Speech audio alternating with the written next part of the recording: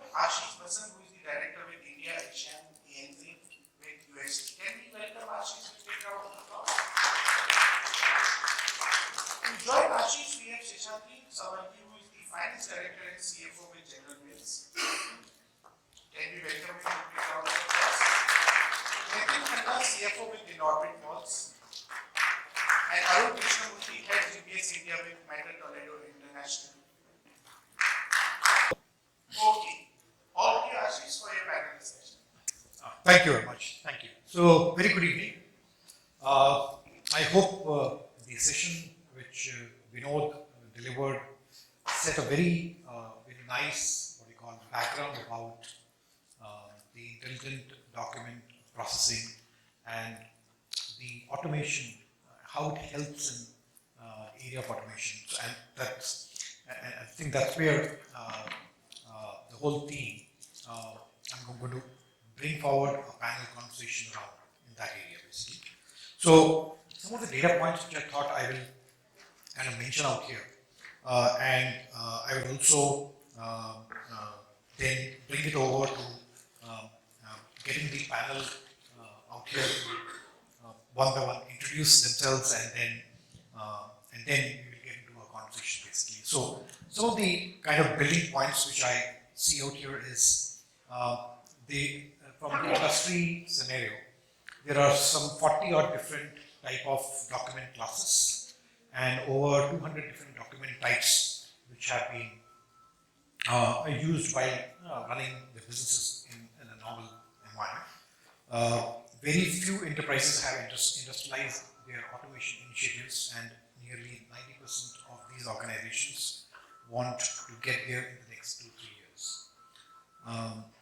As per McKinsey, 70% of the respondents said that they are at least doing some kind of piloting of the business processes in one or more business functions, and last but not least is at least 50% of the business invoices worldwide will be processed and paid without manual intervention. So very intelligent data points, basically, which I think proves that intelligent document processing is going to be a very important area to really be considered when you are looking at your automation journey. Now, with this background, we have a very learned panel and very experienced, esteemed panel out here, and I would like to introduce out here Mr. Sheshadri Savalgi, Mr. Nitin Khanna, and Mr. Arun Krishnamurthy. So, I'll first start with you, Sheshadri, to please introduce yourself and then pass on to the others. Sure. Hi everyone. So I have close to 2 decades of workings. I have been an FMCG guy. So for the longest time I was there in P&G, Johnson & Johnson, Coty, and now I'm the CFO for General Mills. A bit about General Mills. General Mills is a food company. It's a US MNC, close to 20 billion company. Our flagship brands are Pillsbury, Häagen-Dazs. You should know these brands. So yeah, so that's about us. So we are based in Mumbai. We have a big shared services center as well, based out of here. Apart from that, yeah, we operate in more than 100 markets globally. Yeah, thank you. So Arun. Hi, my name is Arun Krishnamurthy. I represent Toledo. We are a Swiss American company.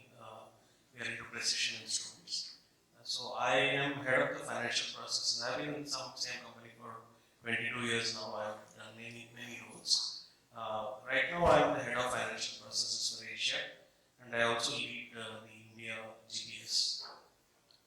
Yeah, thanks. My name is Nitin Khanna, CFO for 𝗫𝗏𝗏𝗏𝗏𝗏. This is a small division of 𝗁𝗏𝗏𝗏𝗏𝗏. We have at present 4 malls all across India, and 2 are under construction as of now.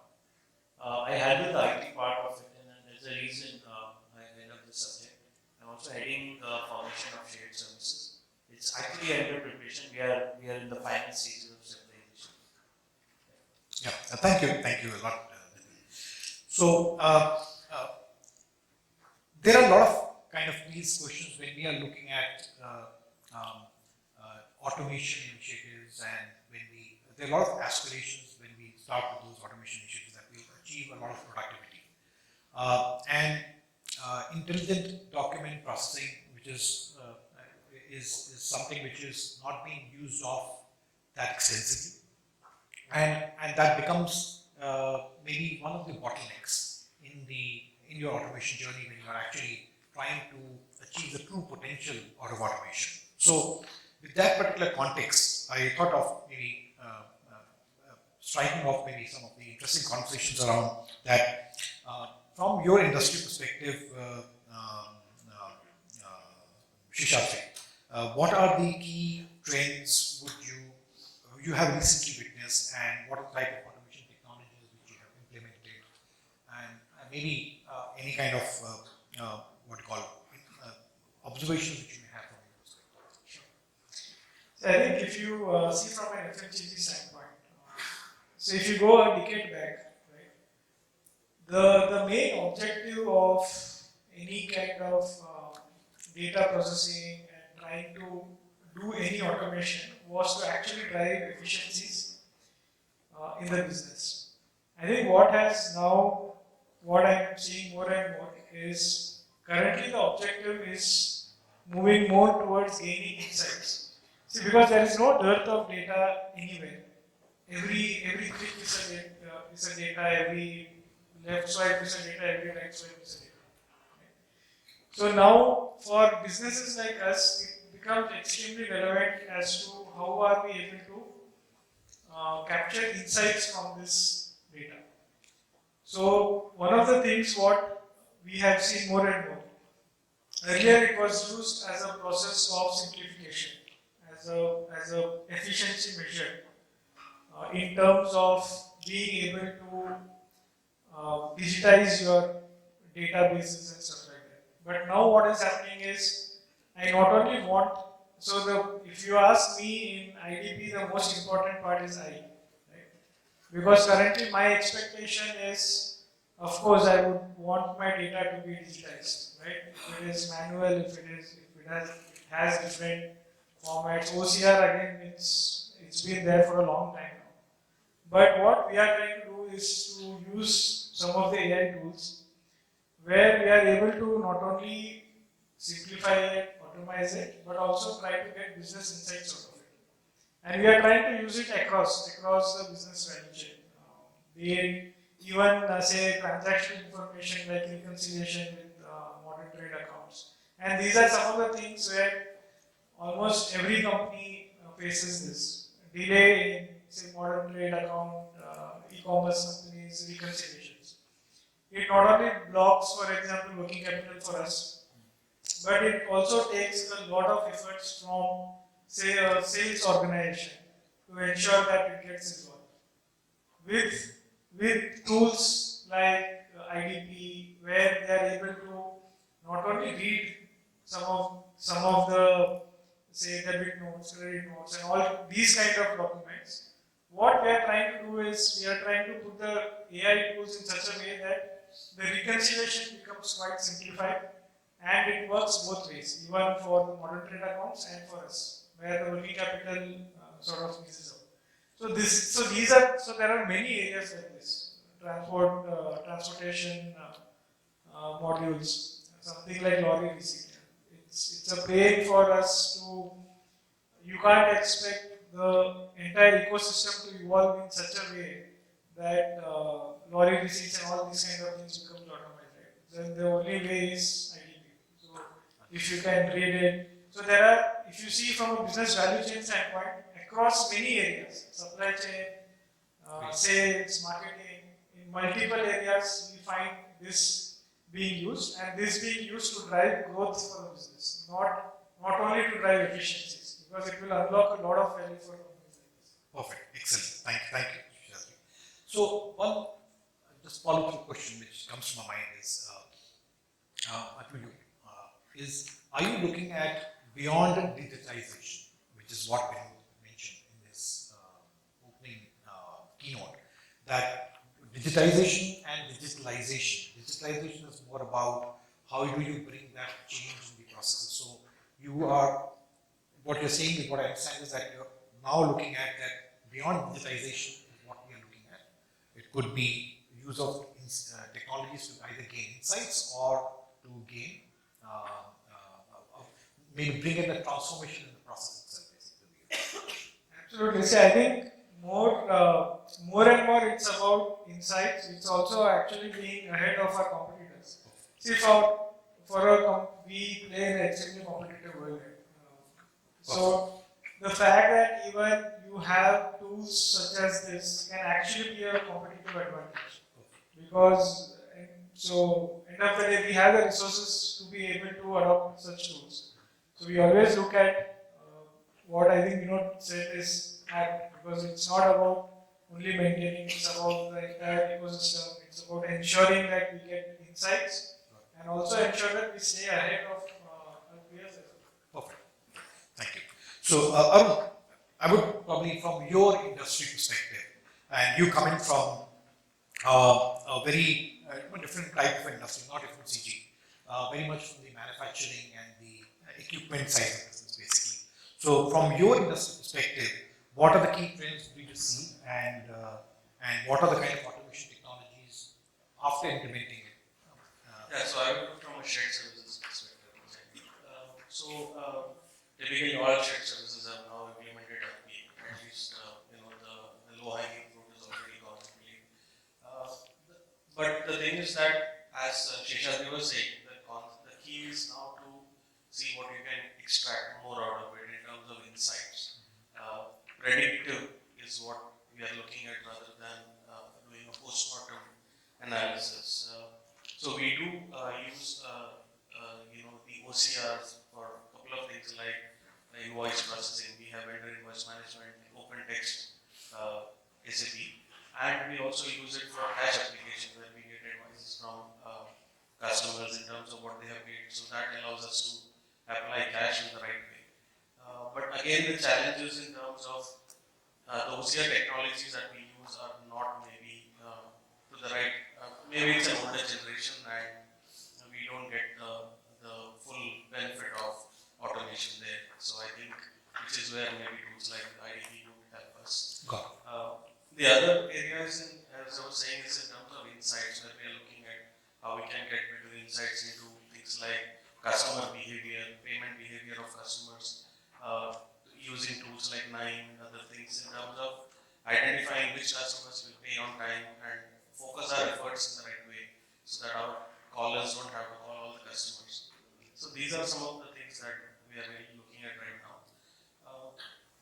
I was just discussing on the sidelines that it's an exciting time. There are a lot of new tools coming in, but it is also a little bit confusing in terms of what tools should be used and what tools should be. Absolutely. There is so much of plethora of tools now which is available in the industry that obviously it will become very, very confusing many times, because you will have maybe 20 different vendors trying to talk to you, trying to impress you, and so on and so forth. And I think that's where making the right judgment, you start doubting yourself, am I making the right investment, basically? And the second, I think, the challenge is speed to value. How quickly can you arrive at deriving that particular value? So I think very apt points, basically. So Nitin, over to you. You coming again from a very CFO function, real estate, correct? Correct me if I'm wrong. There, I think the environment which you would see, the kind of needs which you would see would be slightly different. Although you're trying to set up shared services, but then you may have a different kind of base. So, leave it to you from your industry perspective. If you could share some of the insights as to what are the key trends which you are looking at. So, I basically come from an industry which is a mix of retail and real estate. It's not pure real estate. Okay. So I just touch upon a few of the trends where which will be more of an add-on on what my co-panelists said. If you talk from a business perspective, what you're saying is right. There are too many tools into the system, and especially when I'm coming from a retail industry, we get more than 4 crore footfalls, all across the year in 4 4 of our malls. So for me, tracking a customer journey inside the mall is very important, because when I'm doing a leasing decision, which is my complementary brand where the consumer is actually visiting. That's something which we have been trying to do 3-4 years back. So I'm sure everybody in the room, currently malls are the only places where we go, as a community, we are spending more time in malls. We don't have so many spaces, in and around to kind of entertain ourselves. So for me, it's important for track everybody's behavior. And we have been struggling to find. We would have used at least 6 to 7 tools, in last 3-4 years, just to track a customer journey.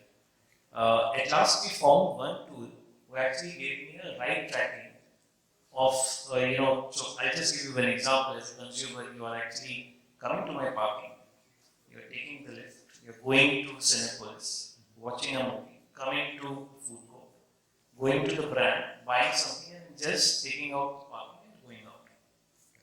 So there are so many touch points. We wanted to capture everything. We wanted to see the customer experience excellent. If you're going to the mall, just make sure parking is the best experience. You get into the parking frisking within 2 minutes. And there's a reason you will find now many of the parkings you have automatic tickets coming out, and you go and park, and the exit is very fast. But on the flip side, when I get this information, while I was sitting with all my business heads, I said, you have got all this information. Now tell me what you're going to do on this. When you get into a contract with a retailer, it is for 5 years. I can't change a retailer for 5 years. So even if you know the consumer mix, all across the mall, it's actually of no use. So it's a good example of understanding, finding. We said it's very important. After we have found the data, we found it's of no use. So, coming back to the trends part, the first question, and the reason why I'm telling you this is, there are too many startups which are into the tech field, and everybody is trying to pitch, for a value generation. I think it's important for us to, it's actually becoming more complex for us to judge what is the right tool for us as an industry. So if I go and want to choose out of 5, first I must understand what is the right kind of tool for my business. So from a key trend perspective, purely from business side, I think there are a lot of tools which are available, which are there in the market. Everybody is pitching hard. I think it's important for us to look at what is the right product for us. Purely from a finance side, so basically everybody uses 3-step approach from a finance perspective. I just tell what my co-panelists said. The first is the ERP, the basic ERP where your basic data goes inside. The second is the analytical piece, where the information you take out, you store in the table, and then you try to make out anything out of it. The third is the reporting tool, which is more of a statutory compliance perspective. I think the key trend in all 3 is we are struggling to get a tool which can integrate all 3 of them. Like he said, the OCR. Now, if I have a strong OCR tool, I did fingerprinting for 16 of my vendors. I come from an industry which is real estate. 80% of my contractors don't know how to use a proper OCR tool. We have Ariba, which is best in the system, and then we can guarantee go and stand and say that we have implemented Ariba. But my 60% of the vendors don't know how to do a proper vendor registration. Correct. So the first part is getting this integration into the system, which is the entire external piece. The second piece is where I have the tool, which is very strong, but I'm not able to do a proper OCR. The integration itself is difficult. My vendor address is Kalyan, Thane West, and that comma actually doesn't integrate with my son. That's the second problem. The third problem is where I have an information, but I'm not able to do a proper table classification to get a proper BI report. Because when I take out data from SAP, and whatever I am trying to put in a system, my business team doesn't want that basic data. They want something which is sitting outside the system. They say, I want to understand how is my competition behaving and where am I. in getting those integrated into BI is the real challenge. Understood. So I'm sorry I took a little No, I think longer it's very- time. I just wanted to put my thoughts in the Wonderful. segment. Wonderful. So from an industry perspective, see, as a CFO and being in, and sorry for mentioning only real estate, you are retail and real estate, because that's where retail brings you that revenue basically. So your core objective is to increase the revenue and the footfalls in the malls. Basically. That's the core objective. And more footfall means more revenue for you.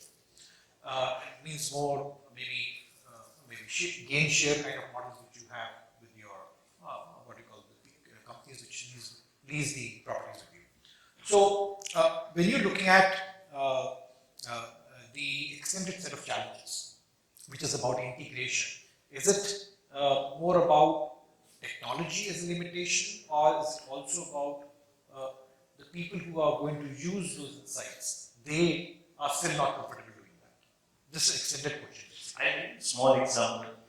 I get the footfall data from my mall. I want to dissect this between male and female. Now, there are many tools who are not able to detect how many males and females are coming inside the mall. Okay. So it's a challenge for me, even though we have found few solutions. But so the data what I need, there's no proper tool to define. Okay. Now let's come to the second point where I have a data. So I know what is footfall, which is coming to me. I want to split the entire data into a form and want to, do a benchmark with my corresponding malls. Now that data is not available in the system. So what I'm doing is, I'm trying to integrate a POS system with my competition and trying to compare these two data. And actually, if you ask me, that's an apple to orange comparison many times. So one part is I have the information which I don't know how to use. Secondly, I want certain information. There is no proper tool which can give me that information. So that's my challenge. Understood. Excellent. So good insights into your industry as well. Now, in terms of the barriers and limitations in the adoption of IDP, you touched upon something. Would you like to elaborate on any one area where you feel that this beyond the tool, is there any other barrier, or is the tool the only barrier? Basically, the type of tools availability is the only barrier. What are the type of barriers and limitations you have in using similar technologies? Anything which you may want to elaborate something? Yes. So can you elaborate, what exactly you meant when you talk about barriers? Yeah. So, for example, you say that I don't have the way to differentiate whether it's male or female, which you took as an example, basically. Now, is it that you're using computer vision and you're not able to differentiate, or you're using only the POS data from which you want to identify whether it's a male or female? The POS, which is the retail sales data, which is happening from the footfall. Yeah, so there are manual ways in which you do it. So currently what people normally do is, when you enter, there are two guards. There's a female guard and there's a male guard. You do a tick, which is a manual click. Then you feed into that and then you upload into the system. That's a manual system. Okay. Interesting. And what about you from your perspective? So I think, Yeah, so in terms of, see, you implemented RPA, you mentioned. You also mentioned that you're looking at now methods to look at the insights, basically. So you mentioned about predictive insights, customer behavior, payment behavior is what you mentioned, for example. Now, so in terms of barriers, the key thing is that first is you need good functional expertise within the organization. So always the challenge is how do you develop the talent which has the functional expertise. The second is in terms of identifying the opportunities. So again, Mutali, the key, like you say that we need to automate things, but what to automate is quite difficult to identify in large organizations.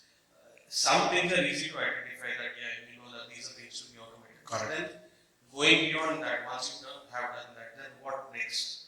That becomes the biggest challenge. So I think, really short listing, which means that say for example, you have say 20 identified initiatives, which is the right one to pick for the biggest bang for the buck, basically. So if you have say limited, say limited amount of funds available, where do I put this money to get one returns in the shortest period of time? What is the best thing to automate first? What is the best thing to automate first? So getting It is also that how do you identify these opportunities? Because you cannot ask people, if you ask somebody, is there anything in your process that you need to automate, they will say no.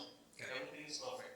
But there would be so many things they are doing, which is in Excel and other things, which they will not tell you. So you need to have a process to identify such. But the basic resistance has gone away. That, oh, I want to automate. That resistance may have kind of gone away now. See, it is there intrinsically. Then it will be there. But people feel that they are very efficient and everything is perfect in their area. They might have ideas about other areas, but their own area they will feel that we are good and we are doing the best. Okay. But in the subconscious mind, it will always be there. That why should I? It's always a fear that then I become irrelevant. Correct. Everything is automated. Absolutely. And how about you? Do you see any kind of challenges or barriers which you see? Basically. So I think I have actually seen a couple of barriers. So one, see in any ecosystem or value chain, you are as strong as the weakest link, right? So as what Nitin was also mentioning. So if you see the value chain, so everyone is in a different stage of involvement considering their digital journey. So for example, vendors, they would be in their digital journey, you will have a lot of range of vendors, right? Big companies to startups and MSMEs and stuff like that. So for us to have a solution which takes across everyone on board is sometimes very difficult. So we have a set of distributors, we have a set of vendors. So any automation or integrated solution will have touch points to these external stakeholders, apart from our own organization. So generally we find that one is at a very high level of, say, their digital journey, but others, majority of the vendors won't even be able, so many of them will be having manual systems. And hence, sometimes what happens is the efficacy becomes an issue and it requires a lot of customization. Because one of the tools what we saw is, like I was talking about the modern trade reconciliation piece. The solution is common, the modern trade accounts are common. So it's the same lines, it's the same DMarts and everywhere. But still, if you find that the solution has to be customized for one FMCG towards another FMCG, because the way we interact with that modern trade accounts is different. Absolutely. Every company interacts with them, has different trade terms, have different say transactions, nature of transaction, credit period, and what it does is it creates a customized version. So there is no one standard solution. Absolutely. Which we are able to arrive. So hence that sort of I have seen that it creates an issue. I think the other barrier which I have seen is by the time we are able to deploy this and get benefit out of it, sometimes we find that it becomes outdated. A lot of things have changed. A lot of things have changed. Absolutely. OCR maybe was in 5 years back, it was the new thing. Now it seems that it is an outdated, so it's not reading and all those kind of things come in. So we want more insights. So one, we always try to ensure that it remains relevant for a long period of time. Even if it requires, it should be in a position where you can upgrade it.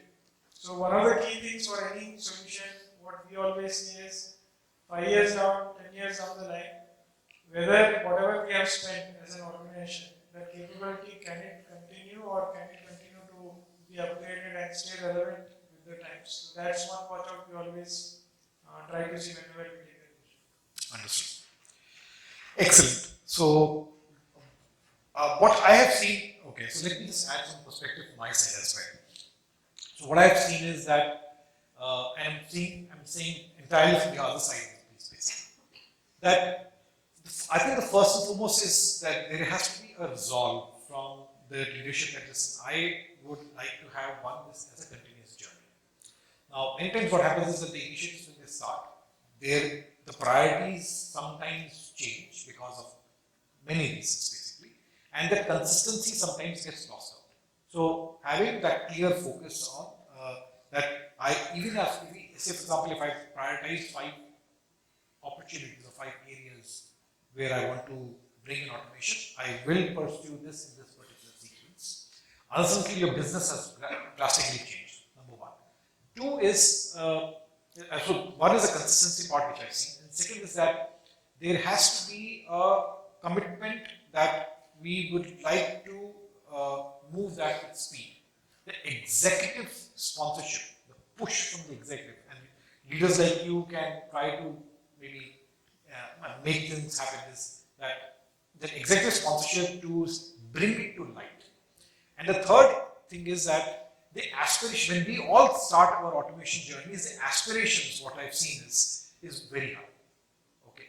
And many times it is beyond realistic. So for example, when RPA journey started, and maybe 7-8 years back, there was a lot of what you call,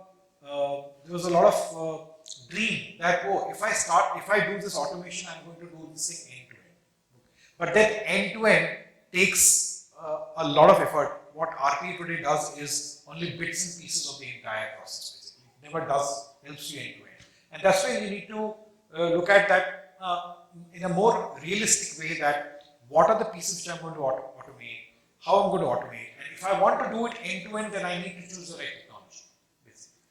So I think there's a mismatch sometimes which happens between what is the vision, the aspiration versus what ultimately gets pushed to us from our technology organizations many times. So when you say, so I agree with you, and while I was going through this entire financial transformation, in our organization, and while we were forming the shared services, what biggest learning for us was, first, we would have spent more time on the blueprinting. We would have sat together at least. So the proportion of time spent on blueprinting versus execution should be exactly opposite. We should be spending 60% of the time in blueprinting. And when you say blueprinting, that states what is your as-is and what is your to-be process. Secondly, where we faced major challenge was the talent churn. So we trained somebody and suddenly he left. And there was no pipeline for that talent. So, from the other side, when you have a consultant who is coming on board, okay, and we have a commitment from our side, and the project team is also working on it. And we have, when I say talent churn, it's not from our side, it's actually from both the sides. We found a good consultant, he's working fine, and suddenly he's gone. So I'll give you one example on the OCR, while we were working on OCR, and one of my friends was talking about whether this Forex thing, there was a dollar inside it, face the same problem. So in the OCR, when you are designing an OCR, you need to have, rules. It's a rules-based OCR. So as soon as in the DMS system, the OCR reads it, at that point of time, somebody has to define whether it's a local invoice or it's a Forex invoice. And that rule was not told to us, and we faced this problem. So in the first phase, all the invoices are getting mixed. absolutely. And the biggest challenge. So, what happens? The third piece, I got from this is somebody who is a middleman. Somebody who understands the finance part of it and who also understands the technology part. He acts as a bridge between consultant and the user. Absolutely. And because as a user, I will say, look, I want to become Google. I'm sitting, like you said, end-to-end automation. I will sit here, I've got an invoice, and then in the next 10 minutes, I want to pay it or finish that. That's it. So as soon as I, scan this invoice, the OCR happens. There's a 3-way match, automatic posting in the invoice, and the PO has already matched. I have a 𝗂𝗎 coming in one side. I have a creditor which has been lined up, and now, as soon as there is a due date, F110 run through SAP and automatically it is paid. No banker, no authorization required because there's already PO which is authorized in the system. That's an anticipation of a user. When it comes to the system, how you define it. And at every stage we have failed. And that was the biggest learning for me, that in any of the projects, any of these kind of projects, where you're doing a digital transformation, you must have somebody who understands both sides of it. Who understands an expert in accounting and an expert in technology. Thank you. Really great, wonderful insights. Now, I think I'll move on to the last question because we are running out of time. From your perspective, what is the advice to maybe when you are looking at choosing technology, choosing maybe from your experience, choosing how do you prioritize, or what are the right approach to take, for example, to spot the right type of automation opportunities. You have lots of learnings out here. Would really like to understand that. What is your advice? Maybe one or two most important critical things which come to your mind. See, I think first, from a business standpoint, what happens is currently it's automation and simplification. These are all the key words. So you find any top management, everyone wants to automate, everyone wants to simplify. Right?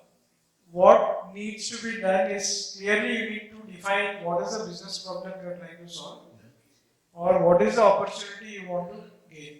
Because many times we are in a situation after automating, then so what? Right? As you were saying.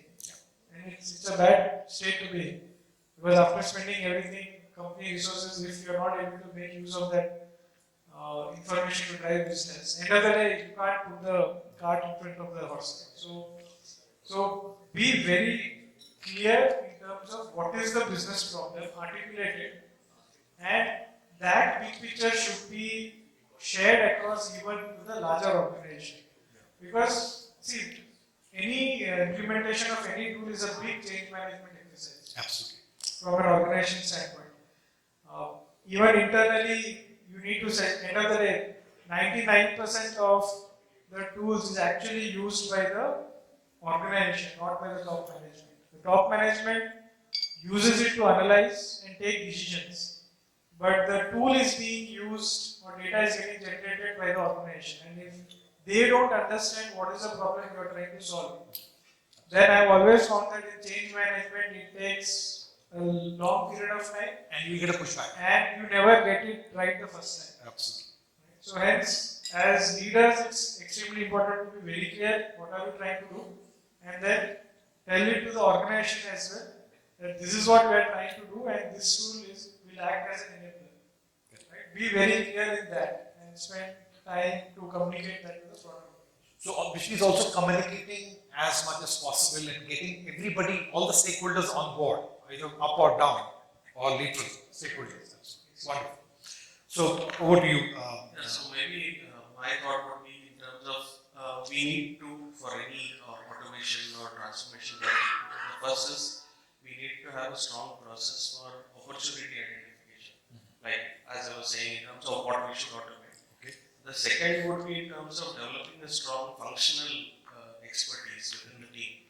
As Nitin was saying, you need a person who knows both finance and IT and act as a bridge between the consultant and the business. I think, and what we try to do is develop more of these people because they are critical for the success of the project. And it is also that because of the churn, it is risky, so you need more people there. And the third that we are trying to do is also having sort of democratizing the development process, having people as citizen developers. Many of these tools can be are no-code products, so why not have the team members themselves automate or develop some part of it. Maybe the complex ones can go to the consultant or the development team, but the basic ones can be done by themselves, which will give them a better chance in terms of identifying most of the opportunities. So these are things I think from my point of view. And maybe just to add, people who have slightly technical bent of mind, you can upskill them to be able to, you can invest in them to upskill them. So we have done things like water-thons and micro-thons within the organization. Wonderful. To sort of identify macros that we can develop or pods we can develop. So we train the people and then they do it on their own. May not be very high-tech pods, but at least it develops an interest in them. Absolutely. And it also gives them a knowledge in terms of what opportunities are there or what can be done with the product. Absolutely. Wonderful. And it also brings in that buy-in, the ownership very Yes. Absolutely. Your sir, please. So I'll just add on to my co-panelists. I think the first is any transformation has to be top down. It has to be somebody in command who can direct and who can influence the entire team. It can't be at a mid-level. Second is, we should all have patience. Any transformation takes time.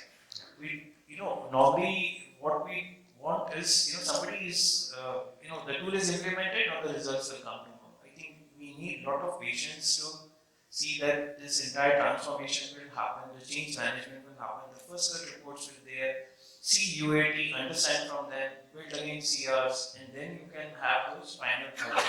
So it takes a time, it takes a lot of time. Be ready for stretching yourself. This is not something which is you can do 9 to 5 job. It takes a lot of stress, and the entire business team should be sold to it, because if you are doing it all alone, then it's your own baby. So these are few points which and last but not the least, whenever you are doing anything which is related to productivity, don't think about cost. Everything. As a finance professional, the first thing is business case everything. That should not be the case. When you talk about productivity, make sure that your people who are coming out of your day-to-day execution job, now they should be employed in doing a job which involves analytics and understanding, taking it to the next level. Not at least 25% work hours should be reduced. That should not be the focus of productivity. When you say productivity, it's actually really productive. Absolutely. Wonderful. And many times what we see is CFOs shooting down. No offense to anybody. CFOs shooting down the budgets, saying that boss, if you doesn't give me the ROI, I'm not going to put the money behind this, basically. So anyway, it's a what you call a double-edged sword, basically, or it's a double whammy which you have to deal with. That yes, that leadership should be thinking that okay, some portion of my profits I need to be spending into really bringing that digitalization and the transformation part, and that's how that new initiatives really get they see a life at the end of the day, basically. And honestly, that is not what the way it is budgeted.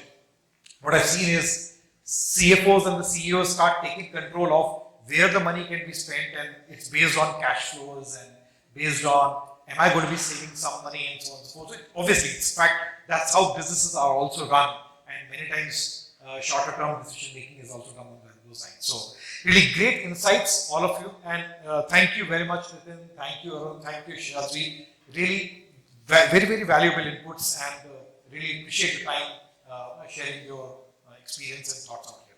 Thank you very much. Thank you.